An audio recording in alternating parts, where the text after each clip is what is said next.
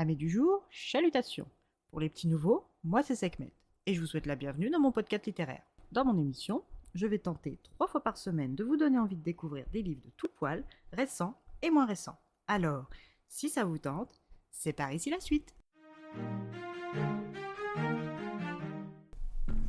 Aujourd'hui, je vais vous présenter Un mystère en fleurs, meurtre dans les soucis de Fiona Grace, publié en auto-édition. Dans ce Cozy Mystery, nous allons faire la rencontre de Alice Bloom, cette rousse dynamique et paysagiste chez Fieldstone Landscaping.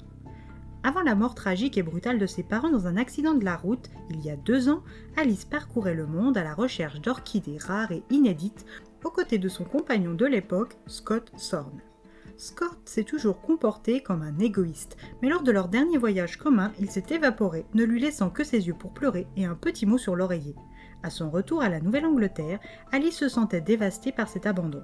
À peine quelques semaines plus tard, ses parents perdaient la vie. Avec sa sœur aînée Daisy, qui travaille à son compte à Boston dans le design mode, elles ont décidé que ce serait Alice qui continuerait à habiter la maison familiale. Une période de reconstruction aura été nécessaire à Alice avant de remonter en selle, et c'est Owen qui a cru en elle et en ses talents de paysagiste. Et il s'en félicite encore aujourd'hui car Alice est une prodige des plantes. Les néophytes pourraient penser qu'elle leur parle afin de les convaincre de se plier à ses désirs esthétiques. Et ce n'est pas son riche client, M. Hawthorne, qui va s'en plaindre. En lui ayant laissé carte blanche avec un budget plus que confortable, Alice a fait des miracles. Le terrain est entièrement réaménagé et s'accorde parfaitement avec le climat californien de la Napa Valley où il se situe, tout en mettant plein la vue.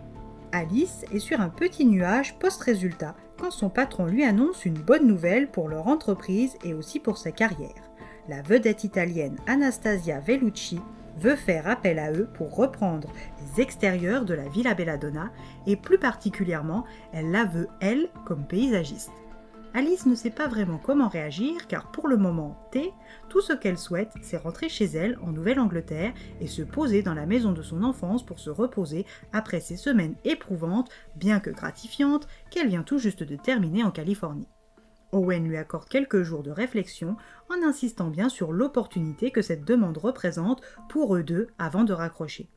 Alice retrouve son chez elle qui est désespérément vide et sans chaleur avant de partir rejoindre son amie Jazz, la propriétaire du salon de thé Jasmine Pastel. L'alchimiste du thé, du cru, est ravie de retrouver sa petite Alice et après des nouvelles partagées, Alice lui explique son dilemme. Repartir dans quelques jours pour l'Italie ou rester reprendre des forces ici à Hampton. Jazz l'encourage à accepter car les voyages et les défis ne l'effrayaient pas avant Scott. Alors aucune raison d'hésiter maintenant. Alice se sent remonter comme un coucou et prépare son voyage.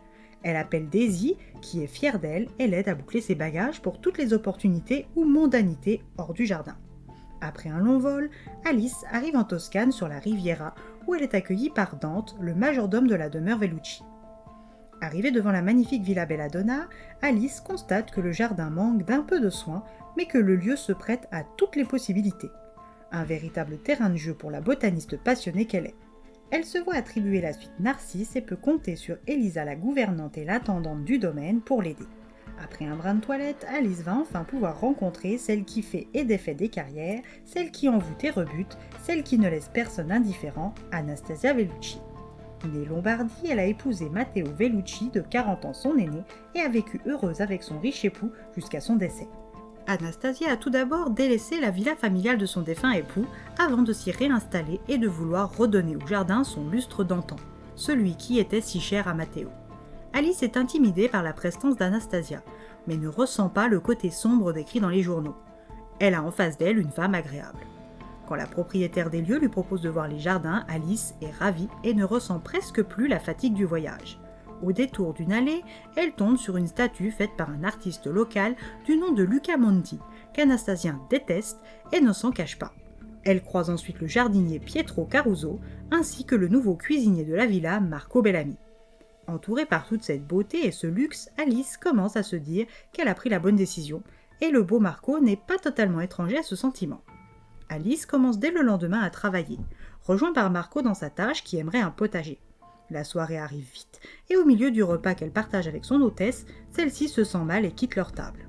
Alice, qui s'est vue valider ses plans et idées par Anastasia, emmène le petit pom-pom que Anastasia a oublié et part chercher Marco pour lui annoncer la bonne nouvelle. il aura un potager et des herbes aromatiques. Entre eux, le courant passe bien, mais l'intervention de Pietro freine leur élan crépusculaire.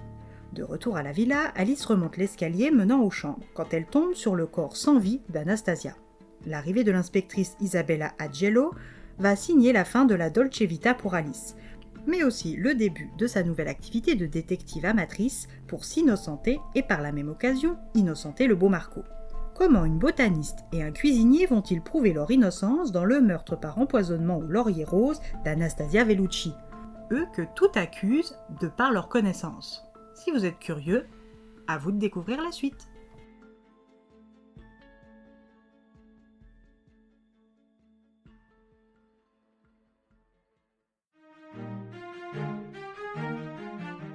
Une histoire qui aurait mérité une meilleure traduction.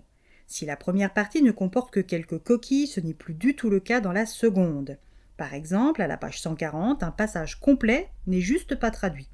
Des incohérences et des fautes trop nombreuses finissent par nuire au plaisir de lecture. C'est dommage. Et bien voilà, j'en ai fini pour aujourd'hui. J'espère que cet épisode vous aura plu et vous aura donné des nouvelles idées de lecture. Si vous souhaitez découvrir d'autres petits bonbons littéraires tout droit sortis de ma bibliothèque, je vous retrouve le mardi 25 novembre prochain pour un nouvel épisode.